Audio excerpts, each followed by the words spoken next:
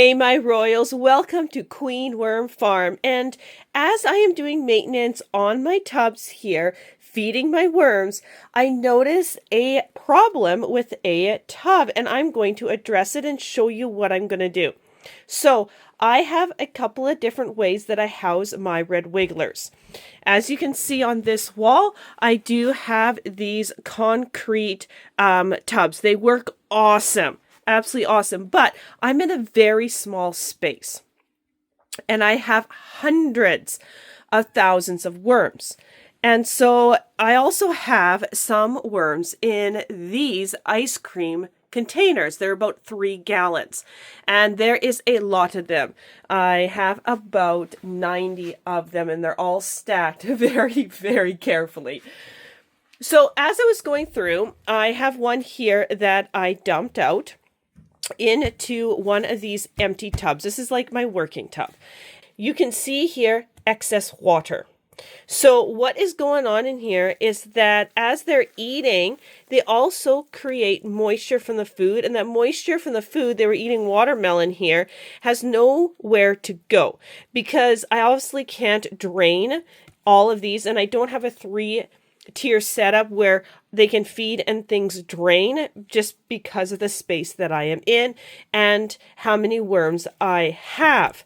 So this can become an issue over time where as they're eating their watermelon or other compost, what happens is that moisture doesn't go anywhere and it ends up creating a really, really wet bedding. So if I take these, now I'm not squishing this enough to kill the red wigglers, but you can see here, when I squish it, you can see that moisture come out.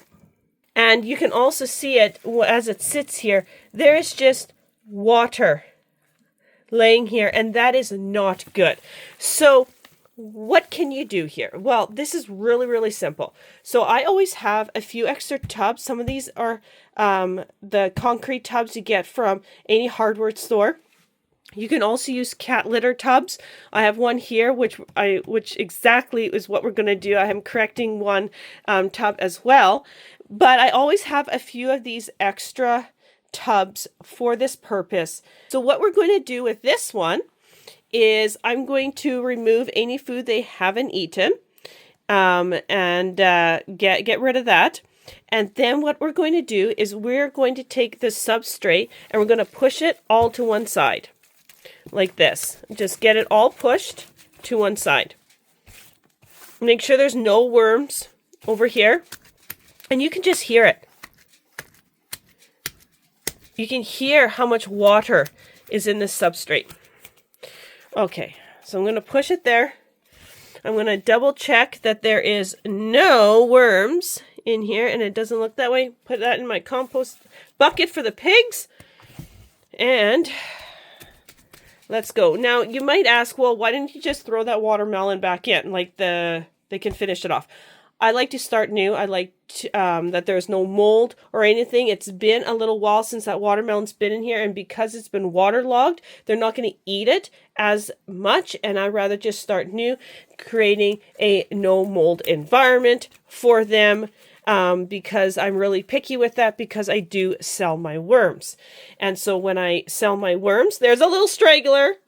When I do sell my worms, I want to sell them where there's no mold spores. Okay, so I have it like that. Then you got to get creative. You need to stick something on this side because what you want to do, I think I got a red wiggler on my glove. There you go. What you want to do is you want to lift it up. You see? You want to create this side higher so the water naturally wants to go this way. And so you're going to end up with a pool of water, just like what's happening with this tub over here. But this tub wasn't near as soaked as this tub is. So we're going to end up with quite a bit of water coming out of here. So I'm just going to transfer this tub over there and get something to put underneath it. Now that I have moved it, I have looked through my basement and I didn't have a lot of extra wood. Like this one here, I have just some scrap wood that I always have kicking around in my basement, but I didn't have anything to lift it up. So I have a piece of wood here, and I do have just a container kicking around. Good enough. You just need something to lift it up. And so that's exactly what we're going to do right now. So we're just going to place it right on there. Looks like that. Okay. And you can see already immediately the water is starting to drain. Now I will keep it like this for at least 4 to 5 hours. And then remove the water. Just kind of scoop it out, and I'll show you how that's done. And then feed them and show you the difference of what the substrate looks like, or when I squeeze it after. And you can see there's a worm right here. I want to put it right back into the substrate. There we go. The other thing you want to do is make sure you have a light on. So above it, I do have a light right there, and that forces the worms back down into their substrate. If you don't have a light, and let's say you put this in a dark room, what's going to happen is those worms are going to come out, and they are going to go, hey, it's not so wet here, let's go here. And as the water drains, what's going to happen is the worms are going to follow it, not thinking that there's a trap underneath, and they're going to drown. So it's really, really, really highly important that you have a light on. Now, I just have this set up that I have grow lights because I also do my starter plants, so I utilize the grow lights for multiple different purposes, but you can just use even just a normal light, but as long as you got a light above the tub. Super, super important. So let's let this sit for 4 to 5 hours, and you will see how much water pools here. And we're going to get these red wigglers in a much happier environment. So we are about 5 hours later. And as you can see, we got a good amount of water here, which is perfect. I have started a new tub over here. So that's why there's such a little water. I've already dealt with this one. And there's no real more water coming out of here, so I think we're about ready. So what I've got is my slop bucket here that I use for many things downstairs, and I've got my scooper. Now, you could use a ladle, but I find a ladle, you can only get so much water, and you can't really lift this up to tip it because you're so heavy on one side that it'll just come screaming down into the water, which obviously you do not want. So we're just going to spend a minute, and we are going to transfer this water. Now this water is plant food, so if you got inside plants, man, this is compost tea at its finest. So I'm just going to put it in here for now. If you got garden plants, you know, rhubarb, broccoli, cauliflower, those heavy feeders, really honestly, any kind of plant, this is the food you want to give them. So don't just chuck this. This is like serious, excellent fertilizer. So this one I find really nice because a spoon, you can only get so far. So if you got something like this or even a little bigger than this, scooper, I find is pretty awesome.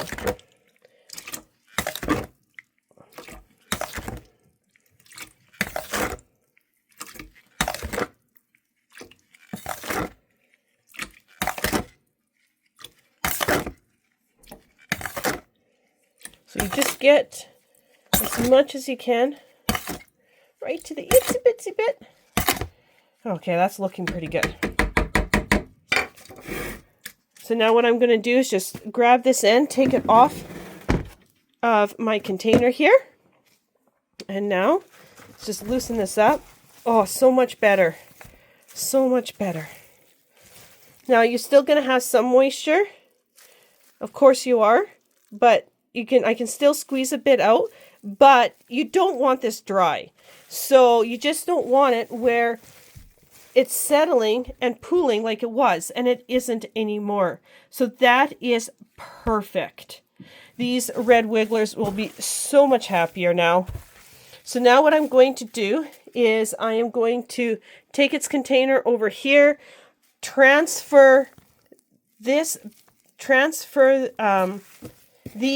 back in, feed them some watermelon, and they'll be good for another month. This is one of the easiest ways to fix it. So I just want to say thank you so much for watching. And if you would like, we do have a website at everything-homemade.com. Click on the tab Queen Worm Farm, and you'll notice that we do sell red wigglers Canada-wide. I also do classes, one-on-one training. So if you got some questions or you really just want a one-on-one on how to raise red wigglers with me, you can definitely call me, email me, book a time at the farm, or we definitely can do a video call. So check that out. It's all on the website. Again, everything-homemade.com. I'll see you on the next video.